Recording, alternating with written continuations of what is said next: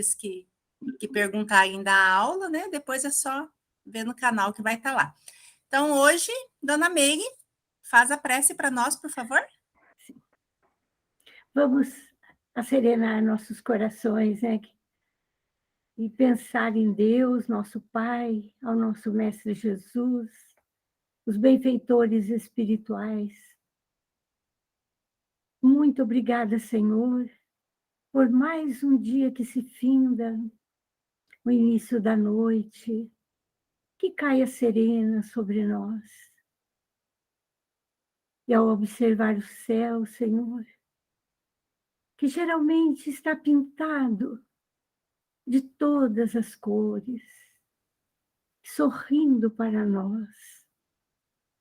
Como que o Senhor preparou tudo para os seus filhos, Senhor?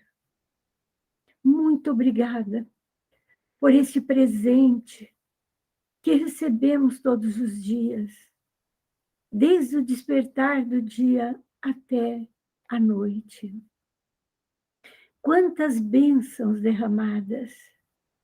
Se formos contar, seria impossível. Tamanha sua bondade. Derrama sobre nós, Senhor, as bênçãos do teu coração, do teu amor tão profundo. Eleva-nos à vossa majestade. Tira-nos do charco da nossa imperfeição. Alivia nossas dores, Senhor, que são resultado da nossa imperfeição, da nossa ignorância. E que os benfeitores, amigos, que foram trazidos ao nosso convívio desde antes de nós nascermos, pela autorização do Mestre Jesus, que eles estejam conosco sempre, colocando em nossos pensamentos somente os bons pensamentos, a capacidade de agirmos de maneira cristã. Fica conosco, Jesus, hoje e sempre. Que assim seja. Que assim seja, né? Que assim seja. Obrigada, Dona Meire, pela linda prece. Então, hoje, como ontem na aula, a gente comentou que a partir de hoje começaria capítulo 11, que é teoria e prática. Então, a priori, a princípio, até o momento, a gente veio nesse capítulo 2, contando toda a saga, literalmente, da Regina, né? Para se conhecer bem o espiritismo, para poder estar lendo o livro do Espírito, né? Conhecendo o que é o espiritismo, entendendo a mediunidade dela. E aqui em diante desse capítulo 11, desse item 11, a gente vai começar realmente, como o Maurício comentou ontem, entrar mais na teoria e prática da mediunidade. Então, não temos pressa de sair correndo nesse capítulo, é para ir bem tranquilo. Quem quiser perguntar, pergunta, né? Quem quiser ajudar, claro, contribuir com o que sabe, ajudar também para nós, né?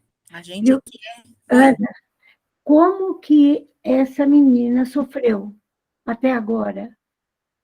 Sabe, hoje eu li o texto, assisti um pedaço também que a Alvanira me mandou, né? E como que a Regina, até agora, ela só sofreu, porque ela não era entendida. Eu senti assim, uma compaixão muito grande dessa médium, né? E, na realidade, tem muitas Reginas por hoje ainda, né? Tem. A gente sabe disso. Tem. Que as pessoas não querem admitir, né? Imagina que ela vai receber uma alta de Souza. Imagina se falar que recebeu a mensagem do Chico, né? Psicografar uma... Estou recebendo uma psicografia do Chico hoje. Eu acredito, se de repente acontecer, isso deve acontecer, a gente não tem notícia, mas isso já deve ter acontecido. As pessoas falarem que receberam uma mensagem assim, e a pessoa e o próprio centro, ou quem coordena, ter desacreditado.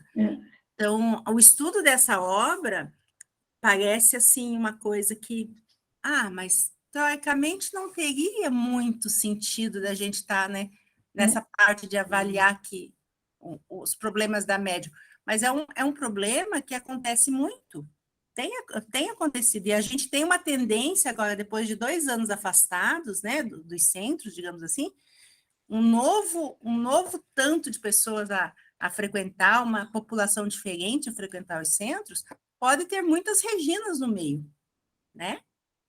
Então, para a gente saber lidar com essa situação. Então, vamos lá. Diversidade dos carismas, capítulo 2, teoria e prática. Pelo que podemos observar, do relato contido nas páginas precedentes, são muitas e imprevistas as dificuldades a vencer na fase inicial da mediunidade. Não faltam turbulências, inquietações e perplexidades, nem pessoas despreparadas, mas que se julgam entendidas, que não apenas podem complicar seriamente as coisas, como até levar a médium iniciante a enveredar por atalhos dos quais acabará por perder-se. Suponhamos, contudo, que o sensitivo, homem ou mulher, tenha conseguido atravessar ileso ou apenas com algumas equimoses e cicatrizes de pequena monta este período de turbulência inicial. Está ciente de que dispõe das faculdades mediúnicas, que precisam ser ajustadas e postas a serviço do próximo. Acabou conseguindo chegar são e salvo a um grupo confiável, onde é acolhido com boa vontade e compreensão. Então, ele vai colocar uma hipótese que, apesar de tudo que a Regina passou, de repente ela tivesse conseguido chegar exatamente num grupo que desse apoio a ela, que desse atenção a ela.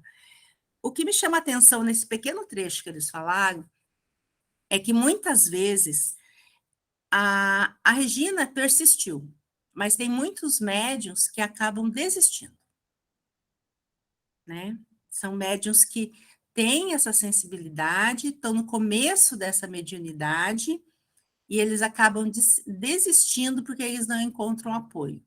Porque, como já foi falado em outras aulas nossas aqui, em outros encontros nossos, muitas vezes médiuns são tratados como esquizofrênicos, né?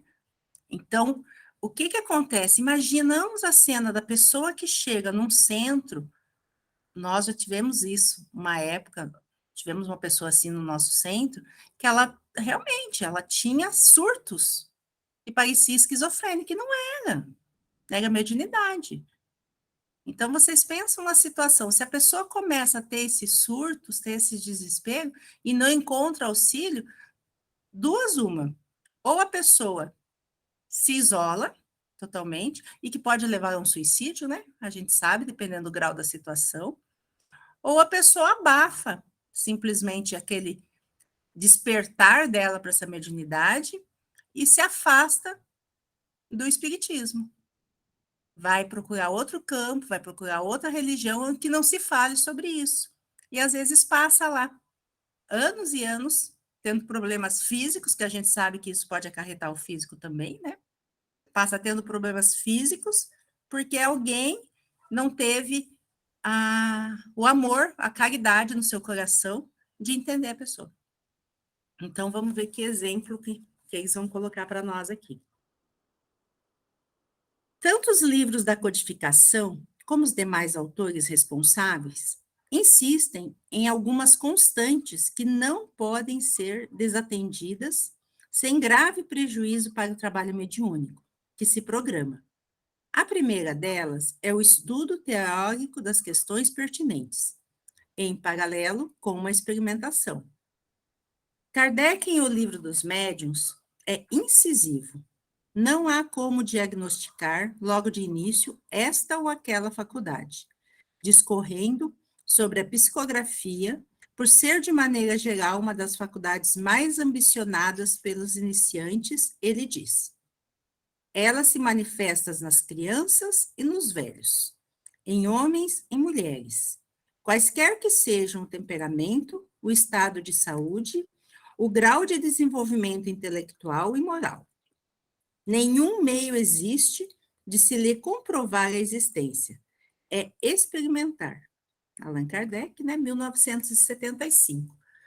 Então, tem algum sinal de eu olhar para o médium para dizer assim, aquele médium faz psicografia, aquele médium tem evidência. Não. Isso vai ser só através do estudo, de você estudar as obras, de você ter um amparo de uma pessoa mais experiente no sentido do espiritismo, ou uma casa espírita que lhe acolha. Então, não existe descoberta da roda. O que precisa é alguém que lhe ampare.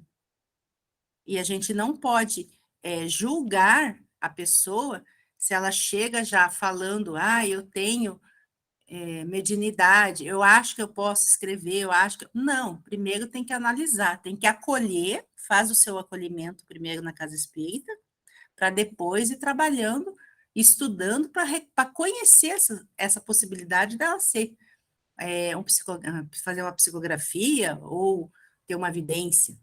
Tanto que no texto mesmo o Kardec coloca, né? Que infelizmente todo mundo quer ser médium psicografia, né? Todo mundo quer receber altas cartas, quer passar texto, quer... Infelizmente, o pessoal foca muito nessa situação. E sendo que a gente tem que lembrar que o médium é até um médium, é o rapazinho da água, né? Até o próprio pessoa que prepara a água para passar, né? Os copinhos de água, ele tem uma mediunidade. Aquela pessoa que está trabalhando com a água, normalmente são trabalhadores da casa, ele não tem aquela mediunidade de comunicações, mas o fato da doação de amor dele, o fato dele estar ali querendo se dispor a ajudar, ele tem a mediunidade dele de transmitir, fazer essa transmissão do amor. Porque mediunidade, eu sempre lembro, que nem a dona Marcele fala, mediunidade é arrepio, né? A gente costuma brincar. Mediunidade não precisa você sair incorporando, falando, escrevendo, não. Mediunidade é aquela pessoa, a pessoa que tem, às vezes, é aquele abraço que a gente recebe num dia que a gente não está bem. E, de repente, a pessoa chega, só te dá um abraço, às vezes nem é espírita. Ela chega e te dá um abraço, é como se tirasse com a mão que você estava sentindo. E vai E se dizer que uma existe, pessoa dessa... Exato, vai dizer que se não tem. existe a participação de um espírito ali naquele movimento, né? Então já é um ato de mediação. É uma Então é mediunidade. mediúnico. Exatamente. Então, não importa, enquanto a gente fica achando que para a mediunidade você tem que fazer grandes proezas, a gente acaba não olhando para aquela pessoa que, de repente, tem uma intuição muito aguçada. Sempre tem uma pessoa que a gente conhece que fala, não faz isso, né, não vai em tal lugar. E a gente fala assim, nossa, mas a pessoa parece que está sentindo alguma coisa. Então, essas pessoas também têm mediunidade, muitas vezes. Então, não precisa fazer um grande trabalho, você não precisa ser um escritor, só tem valor aquele que fizer uma bela carta psicografada. Não é assim que funciona. E a gente sabe que mediunidade mais forte do que uma mãe parar com um filho doente, o dispositivo dela de intuir que aquele filho está doente, de conseguir resgatá-lo de uma febre, de uma coisa, isso é característico de uma mãe. Isso é característico de alguém que está lidando com amor. Então, temos que tirar um pouco dessa mistificação de que médium só vai ter valor, digamos assim, se ele fizer psicografia ou da comunicação. Não é. Quantos médiuns são tão necessários na hora de fazer uma conversa com aquele médium que está recebendo o espírito? Um bom doutrinador, com um bom, digamos assim, uma interpretação mediúnica de si próprio, porque muitas vezes você é um médium de intuição e vai fazer uma doutrinação. E você ajuda muito mais do que aquele que está dando passividade. Porque você vai saber orientar, porque às vezes quem está recebendo fica nervoso, fica desesperado, fica assustado, não entende às vezes o que está acontecendo. E um bom doutrinador ajuda e muito. Fala, Marcele. Tem gente, assim, tem gente que não valoriza muito aquela mediunidade que não é tão patente, né, como o Kardec fala, né, que não é tão ostensiva. Aí a gente começa a criar uma ideia errônea que a mediunidade útil é só aquela que é ostensiva, que é patente, bem, né, aí, só que não é, né? Às vezes o médium não tão patente, ele é mais centrado, ele é mais objetivo, ele é mais bem guiado do que depende, porque tudo depende da educação, né? Não é só da capacidade mediúnica, mas da educação do médium, né? Então, às vezes um médium ostensivo não é tão eficiente quanto um médium não tão ostensivo, e a gente tudo é questão de educação mediúnica. Porque tudo conta como a questão da educação moral, né, gente? A gente sabe muito bem disso, né? A nossa educação moral é o que vai, como médiuns, nos conduzir, como sempre o professor Enzio fala, vai nos ligar àqueles espíritos que andam com a gente. Se a gente tiver uma boa educação moral, se a gente tiver a consciência certa dos nossos pensamentos, a gente vai estar recebendo bons espíritos, vai estar atendendo. Ah, então você não vai atender espírito ruim. Não, não tem espírito ruim. Tem espírito que não é tão educado, digamos assim, né? Que pode ser mais avesso à educação. Mas se você for um dialogador que tem essa inspiração, que você tem essa tua mediunidade nesse sentido de você entender aquilo que está acontecendo, você vai dialogar com ele com a sua intuição.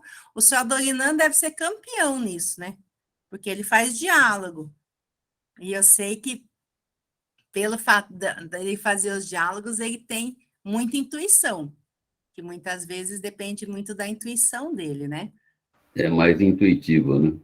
Isso, Uhum. exatamente. Então, é um médium de intuição, porque ele sabe o que falar, ele sabe o que dizer, né? Como coordenar a situação com esse espírito.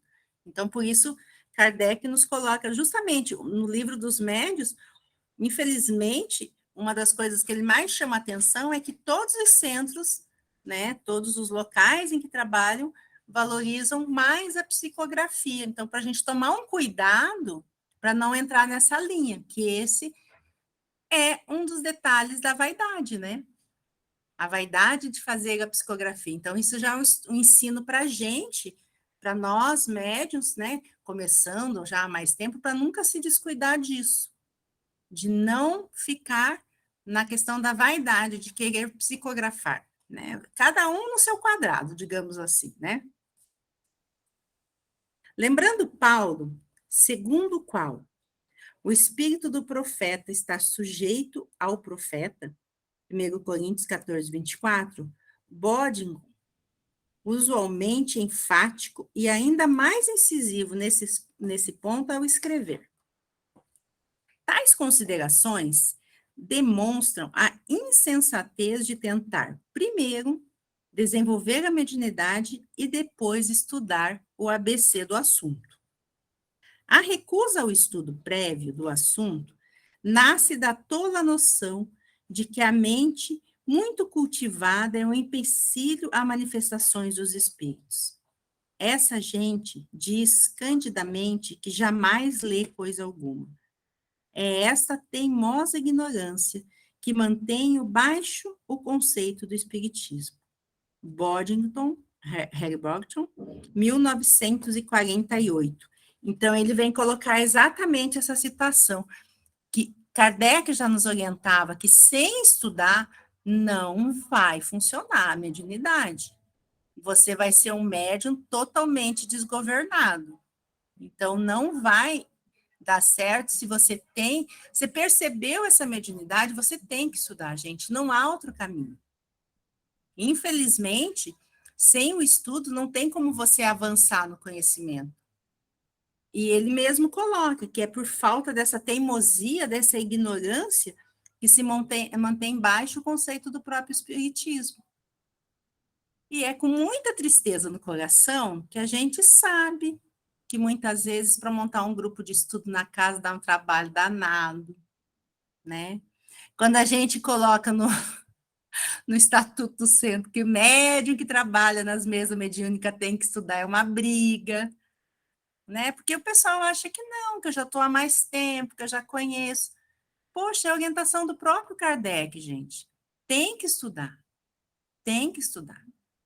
A gente nunca sabe tudo, né? A gente tem sempre que estudar. Ai, mas quer dizer que as obras básicas mudam? Não. Só que até o entendimento muda. Se eu pegar o Livro dos Espíritos, que eu li há 10 anos atrás, e de repente procurar alguma coisa, eu vou dizer, poxa, como é que eu não enxerguei que estava aqui se eu já li esse livro trocentas vezes?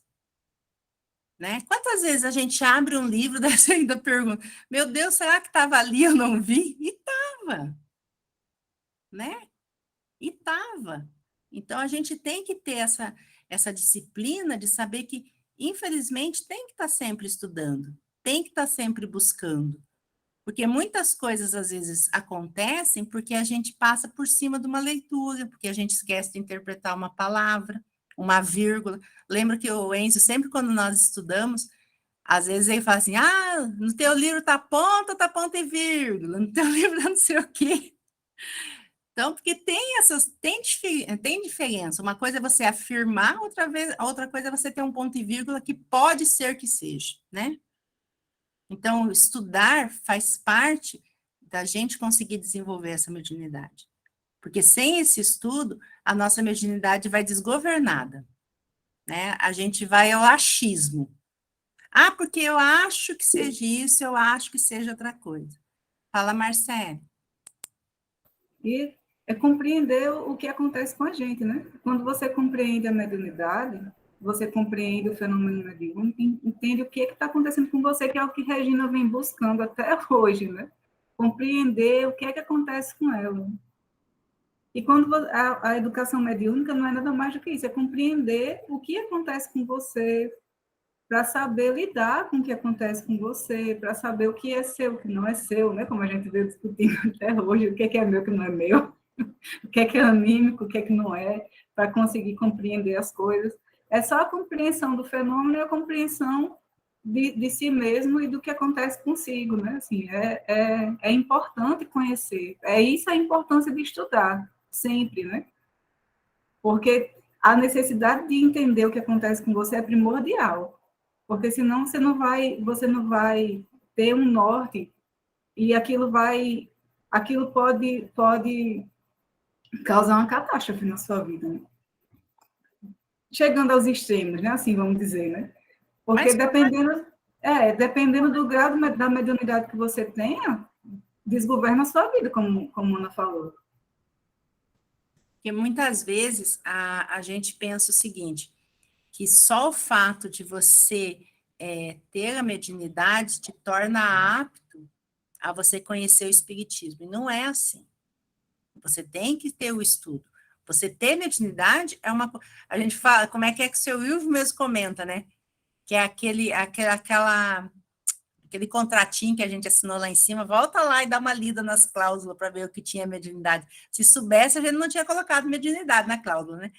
Mas achou bonito, achou que dava conta, né? E viemos para cá com a tal da mediunidade. Só que é um pequeno detalhe.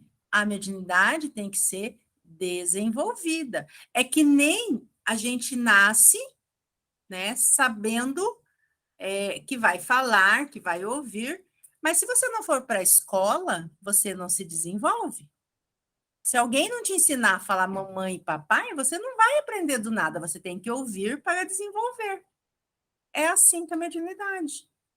Você vem com a mediunidade, você tem os sinais da mediunidade, ela está ali, mas você tem que desenvolver, você tem que buscar o ensino. E no livro dos médiuns mesmo, no começo a gente já vê, né? Na primeira página fala, livro dos médiuns, ou guia dos médiuns ou dos evocadores. Então, é um guia. É como se fosse aquele professor que pega a gente pela mão e fala, vem, vamos aprender. Tá.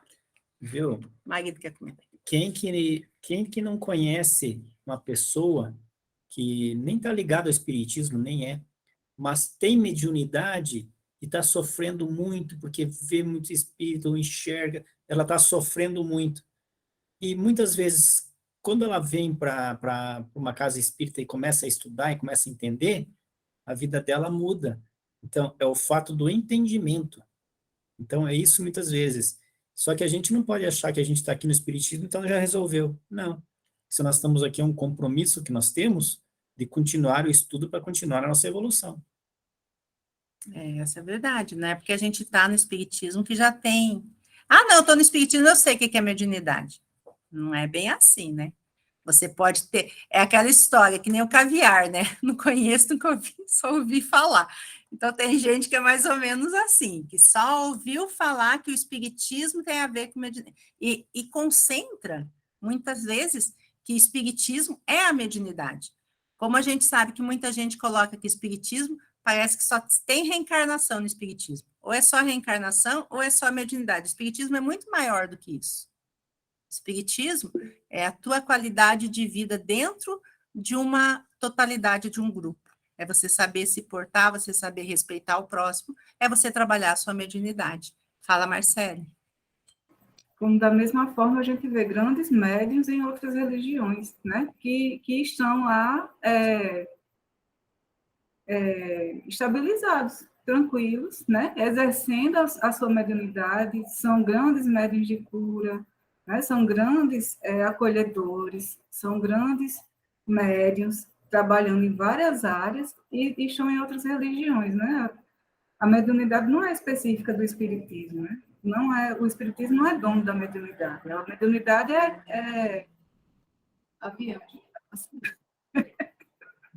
a mediunidade é orgânica, né? É do nosso organismo. Então, vai estar em todo ser humano, independente de onde ele esteja, independente se ele tem religião ou não. Então, aí, se ele tiver dúvidas, está na religião A, B ou C, ou não ainda continua tendo dúvidas, né? Procura o que não tem religião, vai procurar, né? E acaba enveredando no espiritismo, vai que encontra lá, né? Ou no budismo, né? Ou no hinduísmo, as religiões espiritualistas, né, Alvaneda? Sim, são mais espiritualistas. Estou falando besteira, não. Não. Não. Todos temos essa capacidade de intuição, né? Num primeiro momento, todos somos passíveis de ser intuídos, né? E de utilizar a nossa intuição durante todos os dias, em várias situações.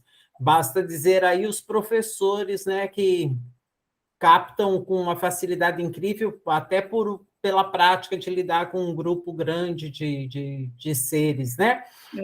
Mas eu já vi, e todos já vimos, pastores que são muito acolhedores, que realmente fazem uma prece de cura para alguma pessoa, ou, sei lá, padres e tal. Aqui em Guaratuba mesmo, havia um padre, quando eu cheguei aqui, isso tem uns 40 anos, mais ou menos, que as mães confiavam em levar ao padre para ele fazer uma oração para curar determinadas enfermidades dos seus filhotes, sabe? Então, como o Marcele disse, não é uma questão religiosa, é uma questão de como você usa esse mecanismo, sabe, que Deus lhe deu, lhe permitiu vir com esse mecanismo para auxiliar ao próximo. É isso aí. Tanto é que se fosse assim, né, se fosse só a questão de ser espírita, não teria nenhuma outra religião, né, teria só espiritismo. Então, a gente sabe que existem médiuns em todos os lugares. Nós, lógico, quando estamos no espiritismo, a gente tem o conhecimento que muitas vezes eles não têm no sentido de tudo que pode acontecer por causa da mediunidade. Mas, da forma deles e no local deles, eles fazem um trabalho tão bom quanto qualquer um de nós que esteja dentro da casa espírita desenvolvendo mediunidade.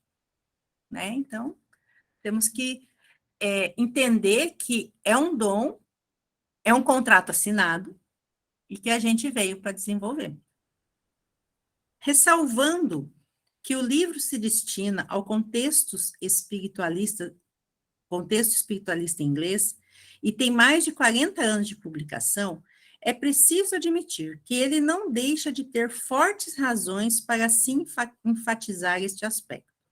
Mesmo porque, como assinala mais adiante, o trato com os espíritos demonstra precisamente o contrário do que pensam os despreparados manipuladores da mediunidade. Quanto melhor o cérebro, melhor o instrumento mediúnico. Então, quanto mais nós estivermos com a nossa consciência, né, digamos assim, de estudar, de aprender, de desenvolver, melhor seremos instrumentos para a mediunidade. Porque médium instruído não é médium desgovernado. Médium que busca informação. Mas então que se eu fizer 3 faculdades, um pós-doc, eu vou ser um bom médium? Não é só por isso. Você faz você estuda, você melhora a si mesmo, melhora a sua moral e se instrui da doutrina, dos ensinamentos da doutrina.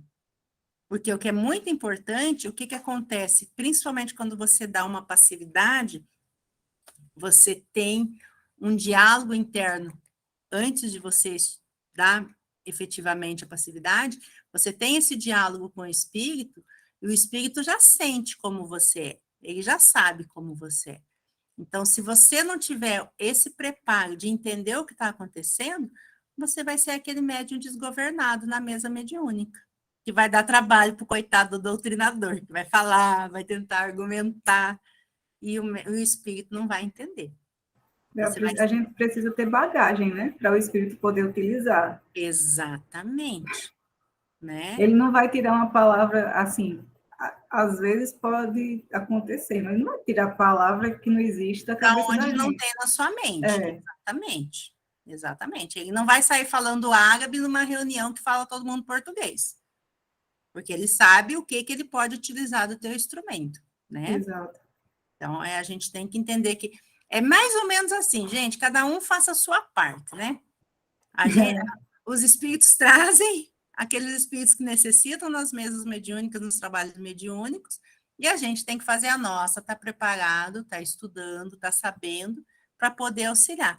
Porque eu sempre digo, eu sou veemente nessa situação, que o meu maior problema quando desencarnar é dar de cara com o meu anjo da guarda. Porque ele vai, eu tenho certeza, ele vai lá e diz, menino, você deu trabalho. Não foi facinho, não. Sabe? Então, eu tenho noção disso. Então, eu penso, se a gente não pode ajudar a espiritualidade, que a gente também não atrapalhe. Né? Vamos partir por esse princípio. Isso porque os espíritos manifestantes trabalham de preferência com o material armazenado no inconsciente do médium, aquilo que a Marcele falou. Se tiver no inconsciente do médium, ele consegue trabalhar. Ou seja, com os recursos que ele possui e que coloca à disposição do manifestante.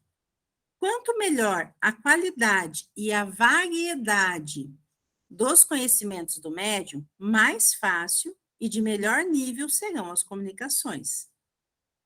O que leva a complicações e até as obsessões graves é entregar-se cegamente à experimentação sem apoio, sem orientação e sem estudo.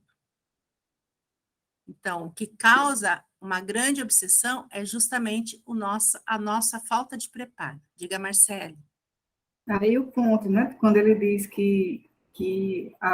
quando ele diz, não, de como a gente vê a mediunidade, que é uma condição orgânica, né?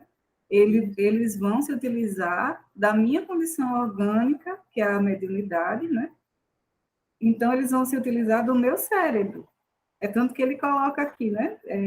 Quanto melhor o cérebro, ele usa a palavra, não é à toa, né? Não. Quanto melhor o cérebro, melhor o instrumento mediúnico, né? Então, Exato. você tem que estar muito bem de saúde para ter uma condição de trabalho boa. Por isso que a gente não deve trabalhar mediunicamente doente, né? Assim, com febre, né? Com doenças, cansado demais, né? Exausto. Com fome. Com né? fome, porque o cérebro, quando trabalha, ele suga suas energias, né? Assim, literalmente, ele consome muito mais energia do que o corpo inteiro junto. Essa parte aqui nós vimos dia 27/10 do ano passado. Eu tenho anotado as datas no livro, né? Então a gente estudou o ano passado com o Enzio. E o Enzio colocava exatamente essa questão, que muitas vezes aqui consta que o fato de você ir cansado, de você não estar bem, de você estar febril, de você estar com fome, né? Aquele desidratado, essas coisas físicas podem atrapalhar, sim, e muito o mediúnico. Sim. Porque o que vai acontecer? A espiritualidade precisa de você como um todo para poder fazer o trabalho. Se você não tiver legal, tenta imaginar assim, além da espiritualidade, que a gente sabe que é tudo feito com programação, não é assim, vamos reunir hoje porque temos um espírito para levar lá. Não é assim. A gente sabe que uma mesa mediúnica é preparada, às vezes, com antecedências enormes, né? Para levar, para conseguir convencer, de repente, um espírito que precisa ir lá, que precisa ser atendido.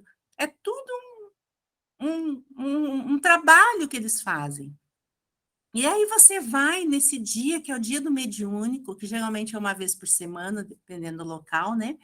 Você vai para fazer o trabalho e naquele dia você está com fome, porque não deu tempo de passar para jantar direito, ou você brigou com o chefe no serviço, ou você não está bem fisicamente, você está gripado, e chega e senta na mesa mediúnica para trabalhar, a espiritualidade vai ter que cuidar de dois, né? De você que não está bem e do espírito que eles fizeram tudo para trazer ali para ser atendido. Lógico que nessas situações, um outro médium que está naquela mesa possivelmente vai dar passividade. Mas você, se não tiver outro médium ali, você acabou com todo um cronograma. A gente acaba dando mais trabalho à espiritualidade do que ajudando. Não dá, a gente não ajuda nesse caso, a gente dá muito trabalho. Por isso, compromisso. Né? Por isso, se a gente estuda, se a gente se prepara, se a gente conhece, a gente vai saber coordenar essa situação, de chegar e falar assim, olha, gente, hoje eu não estou bem, né? Você se coloca ali para poder dizer que eu não posso auxiliar. Lógico, se for uma coisa muito necessária, a espiritualidade vai ter o trabalho dobrado, vai te atender, vai atender o espírito, mas a gente tem que ter essa consciência.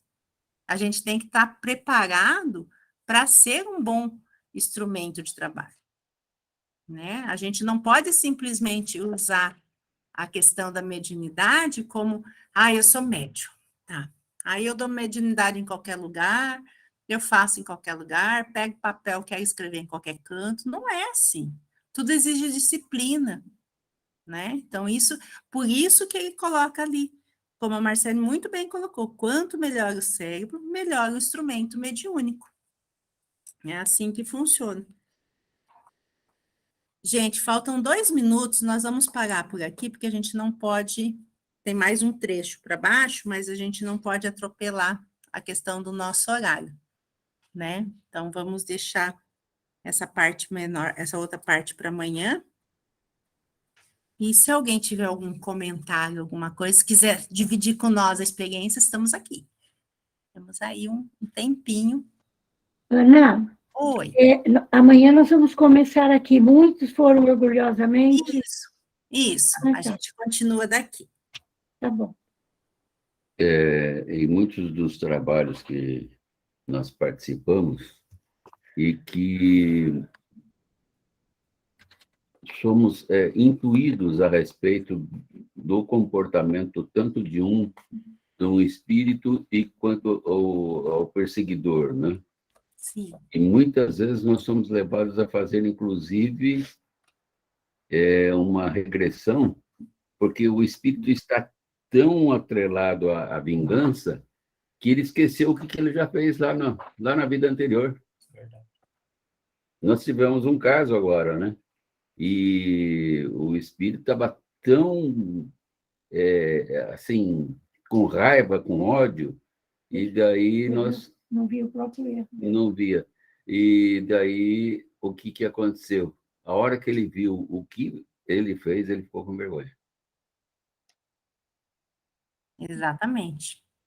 Então, são coisas assim que a gente tem vivido no nosso dia a dia, e muitas vezes a intuição é tão grande que nós não sabemos nem o que conversamos. Mas isso é estudos e estudos, né? Anos e anos de estudo exatamente, é a preparação. Sim. Exatamente. Para compreender que quando você vai lidar com aquele espírito, ele está com a ideia fixa, e às vezes ele está há centenas de anos fixo naquela ideia.